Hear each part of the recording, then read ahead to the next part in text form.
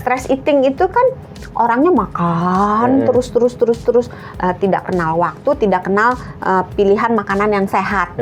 Akibatnya orangnya jadi gemuk. Iya, kalau gemuk maka resiko-resiko berbagai penyakit, diabetes, resistensi insulin, diabetes, sindrom metabolik, darah tinggi, timbangan naik, stroke, penyakit jantung, obesitas timbangan naik kan. Iya, kolesterol naik, stroke, kolesterol asam urat naik, asam urat naik, sebut aja semuanya ada. Memang benar, penyakit jantung. Nggak bisa lari. Apa yang kita makan masuk ke otak kedua.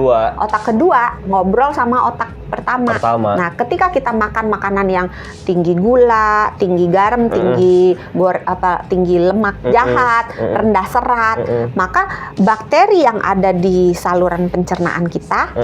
Jadinya kalau orang sering makan makanan nggak sehat, potensi untuk sering makan makanan nggak sehat yang lagi lebih banyak karena kuman jahatnya jadi banyak.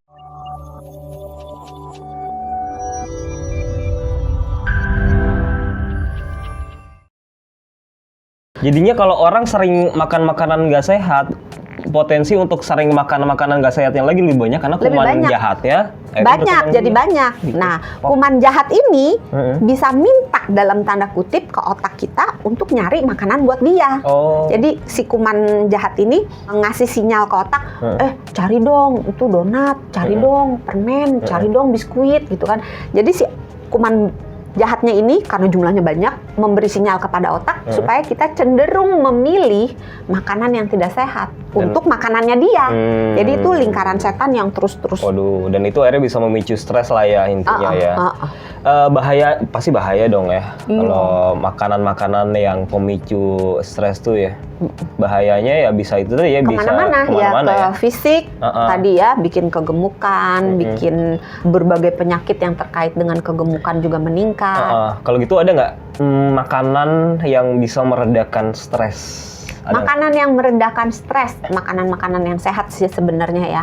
Makanan yang mengandung lemak baik, kayak ikan berlemak, kacang-kacangan, alpukat gitu.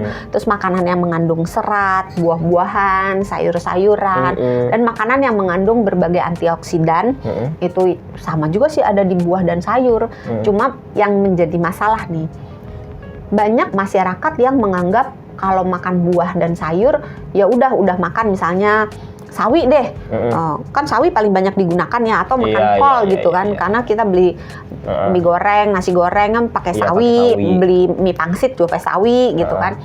Udah menganggap itu sudah cukup gitu. Padahal dalam satu hari kita tuh butuh setidaknya 5 warna. 5 warna. Sayur dan buah. Meiji, kuhibi. Terserah. Niunya nggak ada. Boleh diskon 2. Boleh 2. Dalam satu hari dari 7 warna boleh diskon 2. 5 udah harga pas, nggak boleh ditawar lagi. Jadi sehari kita makan minimal 5 warna untuk memenuhi berbagai vitamin dan mineral. Kita tes ya, yang sehat-sehat semua ya, 5 warna ya, sawi hijau. Apalagi ya, pisang kuning misalkan ya. Terus habis tunggu. Pisang yang dimakan kulitnya apa buahnya? Ya buahnya ya. Buahnya warna apa? Putih. Ini jangan bilang kuning. Iya benar ya. Kalau misalnya saya makan buahnya, kalau dia makan kulitnya sah itu. Di saya putih, di Wicak kuning, boleh. Kita rekap nih ya. Terserah, nggak melarang loh. Iya ya. Kita rekap ya. Kulitnya boleh. Nggak ngelarang, beneran. Emang bisa?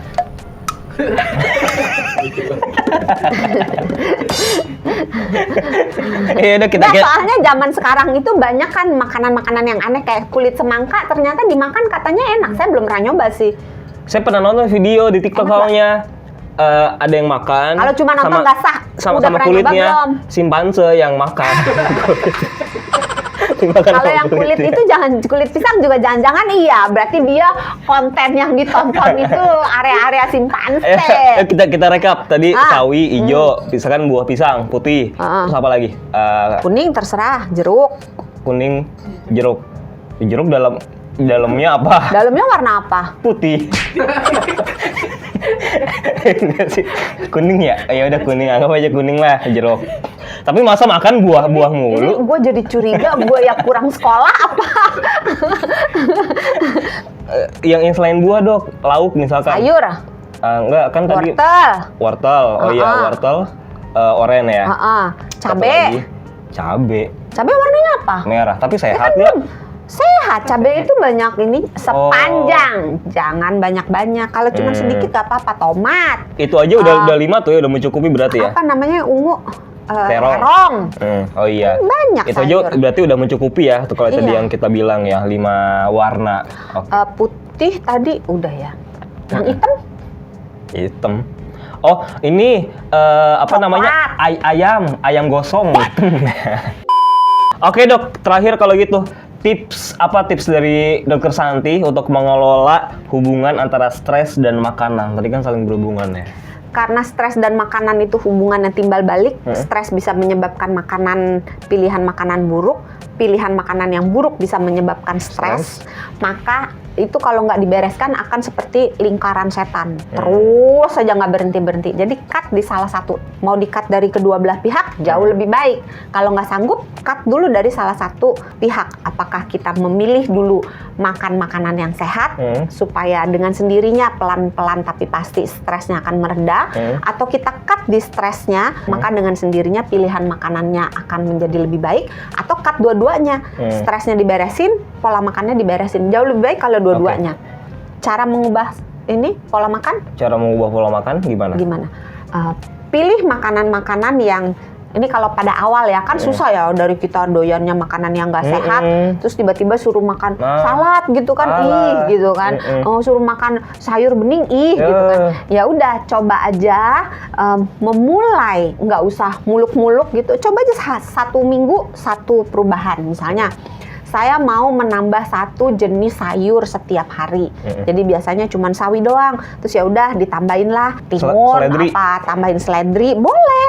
Tambahin tomat misalnya. Atau biasanya yang kalau suka makan bakso nggak pakai seledri, ini biasain lah pakai seledri. Tambahin gitu. Atau yang biasanya misalnya beli nasi goreng nggak pakai sawi sekarang gitu. Sekarang coba pakai sawi. Beli atau pakai mie goreng, mie kuah biasanya nggak pakai sawi, biasanya pakai sawi. Ini pengakuan, bukan pertanyaan tapi pengakuan. Sekarang mulai ya, coba ya pakai sayur. Siap loh, gitu. Siap salah. Mulai 1 langkah aja, nggak perlu muluk-muluk gitu. Yang penting mulai. Terus kalau untuk udah bisa, nanti pelan-pelan baru ditambahkan. Mulai ngurangin gula misalnya, ngurangin deh yang biasanya tiap hari makan teh manis misalnya, ya udah sekarang 2 hari sekali aja misalnya gitu. Jadi perlahan-lahan, nggak perlu terlalu drastis. Kalau bisa drastis silahkan. Karena ada beberapa orang yang punya kemampuan pengendalian diri yang kuat, dia bisa langsung berubah dari yang nggak sehat sampai makan sehat dalam waktu sehari gitu. Misalnya pagi ini memutuskan hari ini makan sehat gitu, ya udah langsung gitu. Ya silakan. Tapi kalau nggak bisa pelan-pelan. Terus yang dari stres, kalau mengelola stres itu biasanya dengan kita menjalankan gaya hidup sehat, makan yang benar, olahraga benar, tidur benar gitu ya. Biasanya kemampuan kita mengelola stres itu akan meningkat dengan sendirinya. Nah, mulai mencari jalan keluar, karena stres itu kan bisa dari masalahnya, terus kita melihat masalah itu sebagai sesuatu yang gitu. Jadi bukan hanya masalahnya, tapi respon kita terhadap masalahnya. Nah, ada 2 caranya. Ubah masalahnya atau ubah respon kita. Ubah masalahnya maksudnya ya diberesin. Misalnya nggak punya duit, ya cari duitnya, gitu kan. Stres. Ini saya ngambil gampangnya gitu ya. Atau mengubah persepsi kita terhadap masalah itu. Misalnya nggak punya duit, tapi kalau kita persepsi kita, ya kita hidup segitu juga oke kok, nggak ada masalah gitu. Persepsi kita terhadap sebuah sugesti ya. Bukan sugesti, persepsi. Jadi bagaimana kita melihat, menyikapi sebuah masalah itu akan menentukan kita stresnya stres yang membangun atau stres yang merusak gitu loh. Nah, gampang kan itu, tinggal gampang diomongin. Nah, susah dilakuin. Harusnya gampang dilakuin karena saya nggak minta banyak-banyak gitu. Kalau bisa banyak langsung oke, kalau nggak bisa 1 langkah gitu, nggak ada masalah. Banyak itu 1 langkah. Kan kalau selangkah sehari, besoknya lagi selangkah lagi, kan dikit-dikit lama-lama jadi bukit. Iya. Dan jangan lupa ibadah yang cukup juga ya. Nah, itu juga hubungan kita sama Tuhan juga bisa mengelola stres.